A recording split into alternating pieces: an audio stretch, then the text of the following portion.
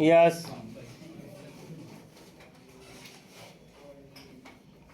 Start.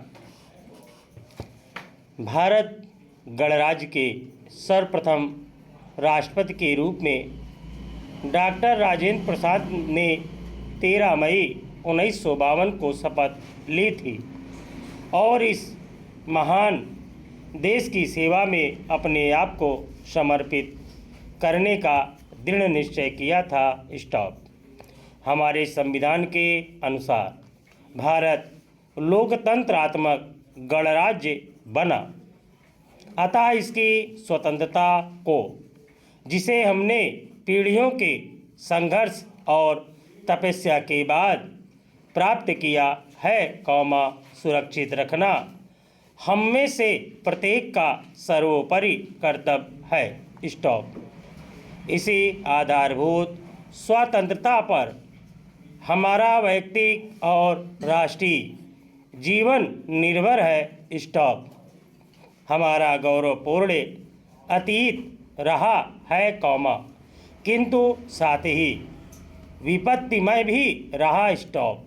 इन सबसे सबक लेकर हम सबको यह सोचना चाहिए कि हम अपने देश की सर्वोत्तम सेवा किस प्रकार से कर सकते हैं। स्टॉप। इस देश की सेवा का व्रत हम लोग तभी पूरा कर सकते हैं जबकि हम सब अपने व्रत में सत्यनिष्ठ हों और इसे पूरा करने के लिए अपना तन मन धन लगा दें। स्टॉप।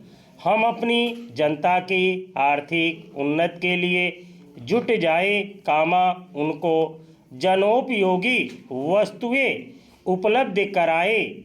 हम राजनीतिक स्वतंत्रता तो प्राप्त कर चुके हैं, किंतु आर्थिक स्वतंत्रता तभी देशवासियों को प्राप्त कराना भी बहुत महत्वपूर्ण है। स्टॉप।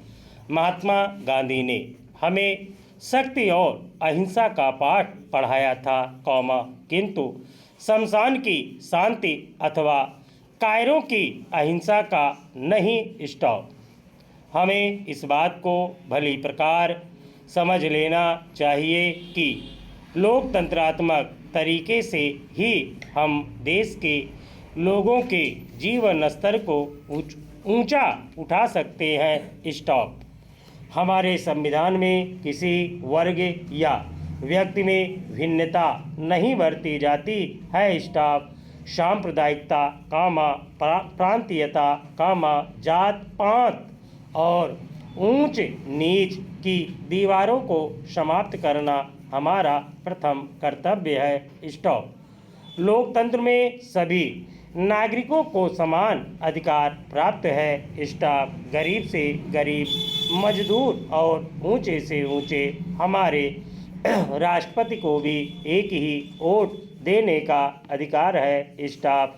लोकतंत्र में निर्भयता पूर्वक अपने विचार प्रकट करने की स्वतंत्रता है। स्टॉप। किसी राष्ट्र का उत्थान इन्हीं स्वतंत्रताओं के आधार पर हो सकता है। स्टॉप।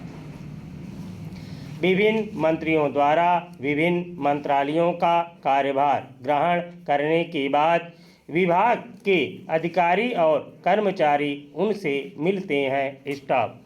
अधिकारियों और कर्मचारियों के सहयोग और कार्यकुशलता के आधार पर ही मंत्रालय की कार्यकुशलता निर्भर करती है। स्टॉप। विभागाध्यक्षों का सर्वप्रथम कर्तव्य यह है कि वे कर्मचारियों और मजदूरों के बीच अधिक सहयोगपूर्ण वातावरण कायम रखें और उनमें निराशा की भावना पैदा न होने दें। स्टॉप।